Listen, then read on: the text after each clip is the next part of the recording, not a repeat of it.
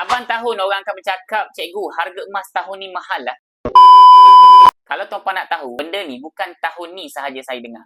Saya dah dengar benda ni bukan setiap tahun, malahan setiap bulan. Ini tahun yang kelima saya menabung emas di Public Gold dan tahun yang kelima juga saya jadi dealer Public Gold. Jadi pada hari ni saya nak share dengan tuan-puan, harga emas ni makin lama akan jadi makin mahal kerana duit kita makin lama makin merosot dia punya nilai. Jadi hari ni tuan-puan, kalau ada satu sebab kenapa saya simpan emas, sebab dia harga emas ni makin lama makin mahal. Kalaulah harga emas ni makin lama makin murah, saya pun tidak akan simpan emas. Jadi sebab harga emas mahal lah hari ni, kita kena simpan emas. Target pertama kalau tuan-puan nak simpan, saya sarankan keluarkan 1 dinar yang pertama.